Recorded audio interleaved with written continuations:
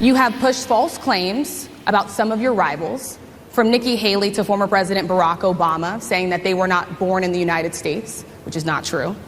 You have told 4 congresswomen of color who were American citizens to go back to where they came from. You have used words like animal and rabid to describe black district attorneys. You've attacked black journalists, calling them a loser, saying the questions that they ask are, quote, stupid and racist. You've had dinner with a white supremacist at your Mar-a-Lago resort. So my question, sir, now that you are asking black supporters to vote for you, why should black voters trust you after you have used language like that? This is the exact moment when Donald Trump regretted his decision to field questions from a real journalist. Well, first of all, I don't think I've ever been asked a question in such a horrible manner. First question. You don't even say, hello, how are you? Are you with ABC? Because I think they're a fake news network, a terrible network. And I think it's disgraceful that I came here in good spirit. I love the black population of this country. I've done so much for the black population of this country. This was just the start of his completely off-the-rails appearance at the National Association of Black Journalists Convention, and Trump would only get more disrespectful with ABC's Rachel Scott as the conversation continued. I won the case, and it got very little publicity. I didn't notice ABC doing any publicity on it, George. We covered you extensively, sir. I'd love to move over on to different topics. I didn't notice you do any publicity on it at all. I won the case, the biggest case. This is an attack on a political opponent. I have another one where I have a hostile judge. We have you for a limited time, sir. I'd love to move on to different topics. No, excuse you. You're the one that held me up for 35 minutes, just so you understand. If I came onto a stage like this and I got treated so rudely as this woman treated me. Oh my goodness. And I'm fine with it because she was very rude, sir. Very rude. That wasn't a question. She didn't ask me a question. She gave a statement. That wasn't a question. I repeated your statement, sir, actually. Even drawing a vocal reaction from Fox News confidant Harris Faulkner at one point. You could just tell that having to answer hard-hitting questions from black women journalists, no less, is eating away at Trump's patience and striking a unique nerve with him. The compounded contempt Trump has toward the women on stage reached a boiling point with this now infamous answer. Do you believe that Vice President Kamala Harris is only on the ticket because she is a black woman? I've known her a long time indirectly, not directly very much, and she was always of Indian heritage, and she was only promoting Indian heritage. I didn't know she was black until a number of years ago when she happened to turn black, and now she wants to be known as black. Aside from Trump's mocking tone while using the word black, nothing paints a clearer picture of our country's white supremacist foundations than a white man telling a predominantly black audience that his political opponent, who has always identified as black, only started doing so when it became politically advantageous for her. Trump either thought the audience was dumb enough to believe this was a legit criticism of Kamala Harris, or he was just signaling to his white nationalist base that he's still plenty racist for them, despite his VP nominee, J.D. Vance, being in a mixed-race marriage himself. You gotta feel horrible for Vance's children to see their own father kiss the ring of someone who does not believe they can identify with multiple races or ethnicities. So I don't know, is she Indian or is she black? She has always identified as a black woman. She went to a historically black college. I respect either one, but she obviously doesn't, because she was Indian all the way, and then all of a sudden she made a turn and she became a black person. Just to be clear, sir, do you believe that she is... I think somebody should look into that, too, when you continue in a very hostile, nasty tone. Judging by the crowd's reaction, they're probably thinking exactly what we are. What makes Donald Trump, of all people, think he has the authority to definitively decide what race Kamala Harris identifies as, and even accuse her of disrespecting her black heritage? This is sadly what passes as legitimate political rhetoric whenever your party decides to make bigotry their main campaign and policy platforms. Why come here? What is your message today? My message is to stop people from invading our country that are taking, frankly, a lot of problems with it. But one of the big problems, and a lot of the journalists in this room I know and I have great respect for, a lot of the journalists in this room are black. I will tell you that coming from the border are millions and millions of people that happen to be taking black jobs. You had the best What exactly is a black job, sir? A black job is anybody that has a job. That's what it is. Anybody that has a job. All right. And Mr. President, they're taking the employment away from black people. Case in point, in a properly functioning political system, this talking point would be dismissed as pure racism and just another method to drive division between minority groups to prevent them from organizing together and rising up against the ruling class. But in today's Republican Party, this insane talking point is seen as a winning strategy. Are those comments defensible, Senator? Caitlin, of course. First off, it's refreshing to see a presidential candidate who's willing to go in front of the media, something that Donald Trump knew would be a tough interview. It turned out to be a hostile, adversarial interview, but he's been doing that for 9 years. Caitlin, if you didn't hear Donald Trump talking about her positions and his record, then you didn't watch the interview. It went on for more than 30 minutes. I did watch the interview, The vast majority Senator. of it was Donald Trump talking. The vast majority of it, Caitlin, was Donald Trump talking about his record, contrasting it to the Biden-Harris record of higher inflation and wide open borders and war and chaos around the world. Enter Arkansas Senator Tom Cotton, who you may remember from this display of racism, entered into the official congressional record. Have you ever been a member of the Chinese Communist Party? Senator, I'm Singaporean. No. Have you ever been associated or affiliated with the Chinese Communist Party? No, Senator. Again, I'm Okay. Singaporean. Well, Donald Trump said that what matters is that she identifies as a dangerous San Francisco liberal. It's not what race she identifies as, but what He's she solely identifies focused on race in politically. that comment, What's going to make a Senator. difference? Caitlin, the interview was more than 30 minutes long, which is 30 minutes longer than Kamala Harris has had an interview with anyone since she became the presidential nominee. Being the slimeball that he is, he slithered right out of answering that surprisingly poignant question from Caitlin Collins. Now let's take a look at how VP Kamala Harris responded to Trump's racist attacks on her. And it was the same old show. The divisiveness and the disrespect. And let me just say, the American people deserve better. The American people deserve better. Well, isn't that the truth?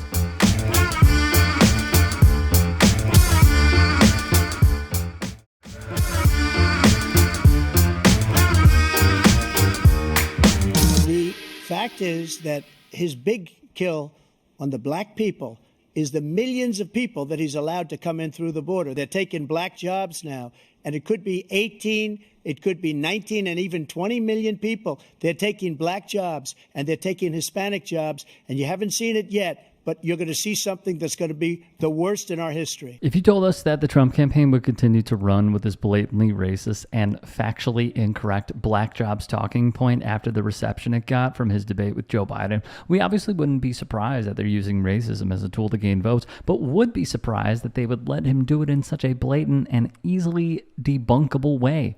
But that's the strategy you get when you're surrounded by brainwashed sycophants. Today, our cities are flooded with illegal aliens. Americans are being squeezed out of the labor force and their jobs are taken. By the way, you know who's taking the jobs that are created? 107% of those jobs are taken by illegal aliens. And you know who's being hurt the most by millions of people pouring into our country? The black population and the Hispanic population, because they're taking the jobs from our black population, our Hispanic population. Just weeks after the debate, he ran the same line during his RNC nomination acceptance speech, this time testing the waters by lumping in labor unions with the quote, black and Hispanic populations as targets of undocumented immigrants and migrant workers. And they're also taking them from unions.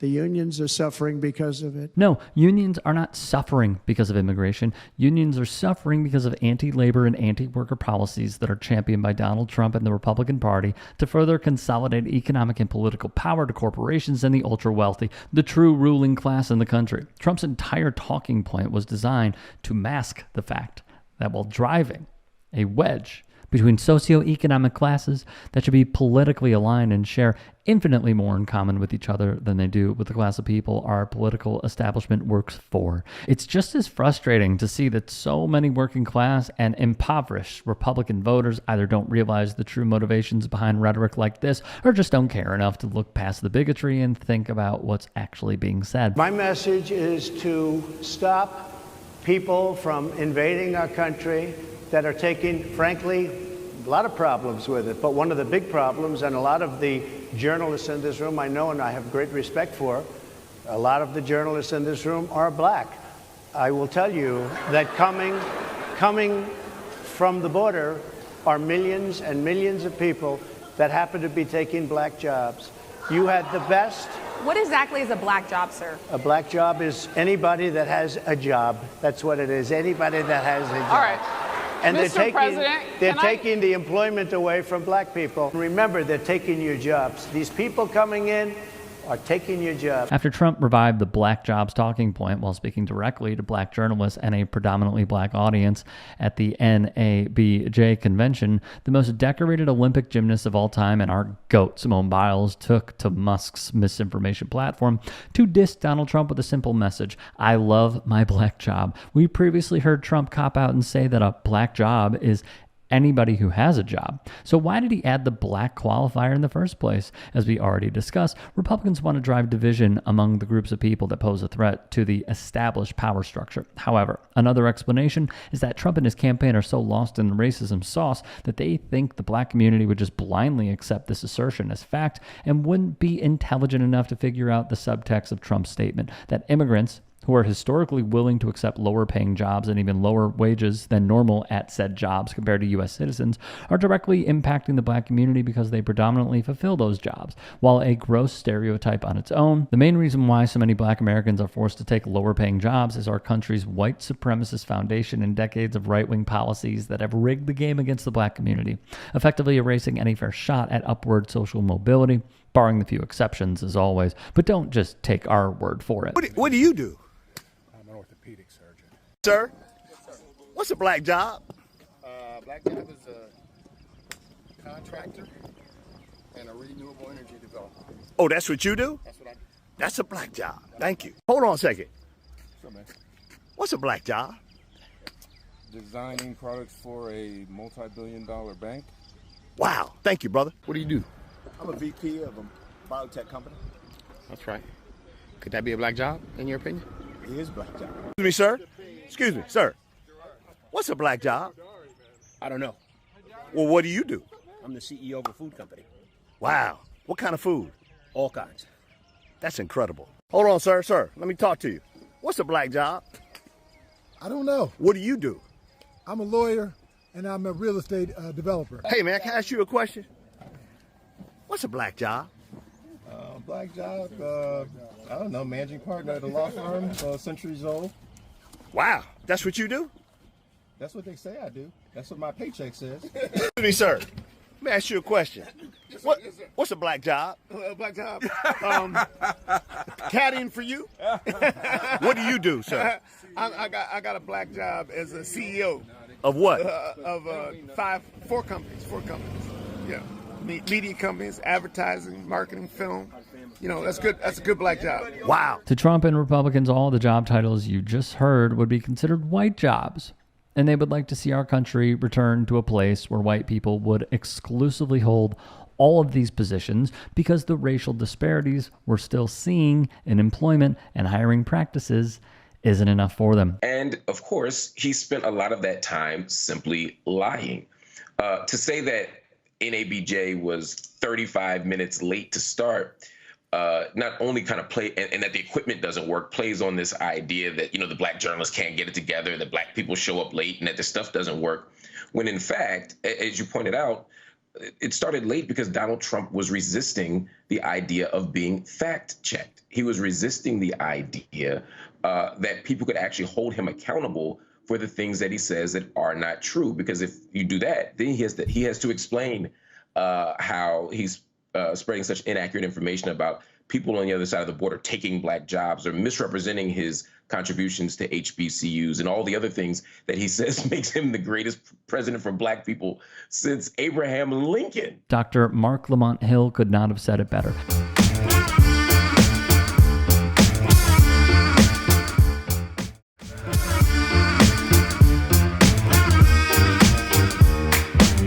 Are you a racist? Do you hate Mexicans? Come on, JD, that's no way to talk about your new boss.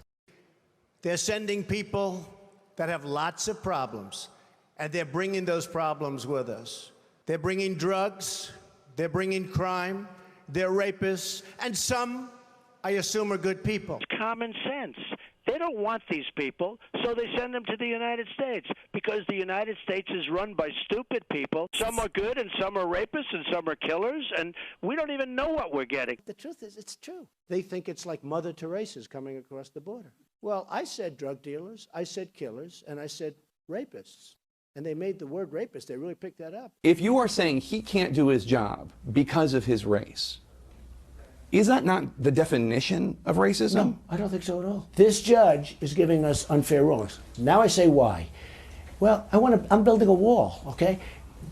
And it's a wall between Mexico, not another country. But he's not from Mexico. In my opinion, he's from Indiana. He's Mexican heritage, and he's very proud of it. They're ruining our country, and it's true. They're destroying the blood of our country. That's what they're doing. They're destroying our country. They don't like it when I said that, and I never read Mein Kampf. They said, oh, Hitler said that in a much different way. And they're destroying the blood of our country. They're destroying the fabric of our country. And we're going to have to get them out. We're going to have to get mass numbers of these, especially the criminals. They're coming from jails, prisons. They're coming from mental institutions. We can keep going, but I think you get the picture now. Well, I think one thing they should be doing is thinking seriously about what's wrong in their communities, and going both in personal ways, but also in the political leaders that they choose, really holding their feet to the fire and asking that they do things that will actually address their problems. I think, frankly, that's a big problem with Trump, is that he diagnoses the problems in a very successful, very passionate way, but I don't see him as offering many solutions. As somebody who doesn't like Trump myself, the elites were right about Donald Trump, right? I'm a never Trump guy. I never liked him. He's the best president of my lifetime, and he revealed the corruption in this country like nobody else. I can't stomach Trump. I think that he's noxious and is leading the white working class to a very dark place. I think that he was a good president. I think he made a lot of good decisions for people. I take it you're not a Trump supporter from what I've read. Am I right? Is that a fair assessment? Yeah, I didn't vote for Trump. All around, he was a great president. I'm 37 years old. Certainly the best president of my lifetime. As you can see, Vance has come a long way since first being propped up by the libs in the media for his memoir, Hillbilly Elegy, about his life growing up in a crumbling Ohio Rust Belt community. Now, if you somehow haven't heard yet, Donald Trump just announced that J.D. Vance will be joining him on the campaign trail as his vice president. The two have a very interesting history, with Vance making a name for himself in politics by claiming to be a never-Trumper Republican back in 2016, but flip-flopped during his Senate campaign in 2021 after realizing that Trump's phony populist persona and sucking up to the man was the easiest pathway to victory.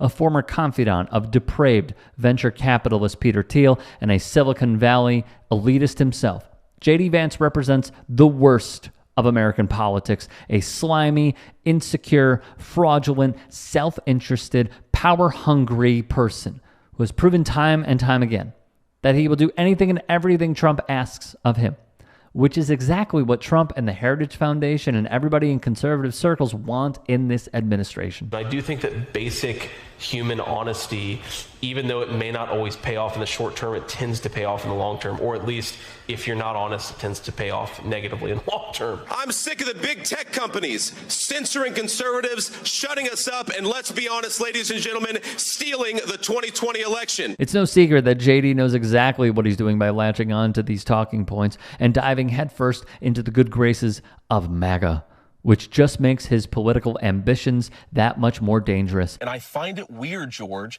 that people like you obsessed with what I call what happened in 2020. You're so incurious about what actually happened in 2020, which is why so many people mistrust our elections in this country. If I had been vice president, I would have told the states like Pennsylvania, Georgia, and so many others that we needed to have multiple slates of electors, and I think the U.S. Congress should have fought over it from there. That is the legitimate way to deal with an election that a lot of folks, including me, think had a lot of problems in 2020. I think that's what we should have done. Case in point, while using Trump's classic strategy of attacking the media and playing the victim of a larger conspiracy against his political allies, Vance openly admitted that he would have followed Trump's orders and went through with the January 6th coup attempt in 2021. Positions like this are exactly why Trump picked Vance to be his right-hand man and a potential successor to the throne.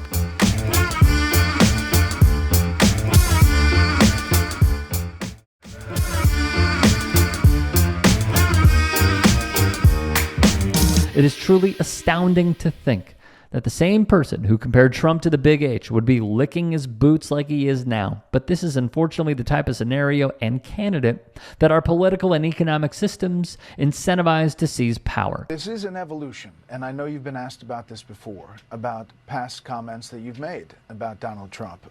You've said, I'm a never Trump guy, never liked him. Terrible candidate, idiot if you voted for him, might be America's Hitler, might be a cynical a-hole, cultural heroine, noxious and reprehensible. You literally said, you texted a friend, that Trump is a cynical a-hole like Nixon who wouldn't be that bad and might even prove useful, and that he's America's Hitler. And you compared him to a cultural heroine in the Atlantic Monthly. Well, Sean, I don't hide from that. I was certainly skeptical of Donald Trump in 2016, but President Trump was a great president, and he changed my mind. I think he changed the minds of a lot of Americans because, again, he delivered that peace and prosperity. If you go back to what I thought in 2016, another thing that was going on, Sean, is I bought into the media's lies and distortions. I bought into this idea that somehow he was going to be so different, a terrible threat to democracy. It was a joke. Joe Biden is the one who's trying to throw his political opposition in jail. Joe Biden is the one who's trying to undermine American law and order. President Trump did a really good job. This is precisely what we're talking about. Fox News has given him the platform to atone for his past sins against Donald Trump because they're smart enough to know Vance has the Republican Party's best interests in mind because of his connections to wealthy donors and willingness to change his politics to fit the base's attitude. At any given time, Fox sees Vance as a useful asset to push the conservative agenda, so they decided to work with him instead of casting him aside like other never-Trump Republicans like Liz Cheney and Adam Kinzinger. JD will never be owned by the establishment. He won't be owned by me either, unfortunately. I'd love to own the guy, but I don't think he'll be there for me, but that's okay. You know what? I'm doing the right thing for the country. He's a very independent guy. I object to this because we are living in a banana republic where the president is using his Department of Justice to go after his chief political rival, the person he will appear on the ballot with in about a year. If the Department of Justice will use these nominations for law instead of politics, I am happy to end this hold policy. But so long as the Department of Justice uses its nominations and uses its personnel to go after its political opponents from the President of the United States on down. It only took a year for J.D. Vance to be completely owned by Trump and doing his bidding in the Senate. JD is kissing my ass. He wants my support. My two sons, you probably never heard of them, Don and Eric. They're big JD fans. And the entire MAGA movement is for J.D. Vance. And when J.D. wins his race this November, you are going to hear wailing from every corporate newsroom in New York and Washington. And you're going to hear crying Chuck Schumer howling with rage. This is a great person who I've really gotten to know. Yeah, he said some bad things about me, but that was before he knew me, and then he fell in love. Remember I said that about Kim Jong-un? He fell in love, and they said, oh, Trump is saying he fell in love. Actually, he did, if you want to know that truth. And this is one of the great tricks that I think the sexual revolution pulled on the American populace, which is this idea that, like, well, okay, these marriages were fundamentally, you know, they were maybe even violent, but certainly they were unhappy. And so getting rid of them and making it easier for people to shift spouses like they change their underwear, that's going to make people happier in the long term. And maybe it worked out for the moms and dads, though I'm skeptical, but it really didn't work out for the kids of those marriages. Given this take, telling women to stay in abusive marriages, and Vance's anti-abortion stance, it's no wonder that he fell in love with a serial misogynist like Donald John Trump. If you can and are willing, please become a paid member here at TYT Sports. And or go to tyt.com/join. In addition, you can follow me on Twitter, Instagram, and TikTok. Appreciate it. Have a great day.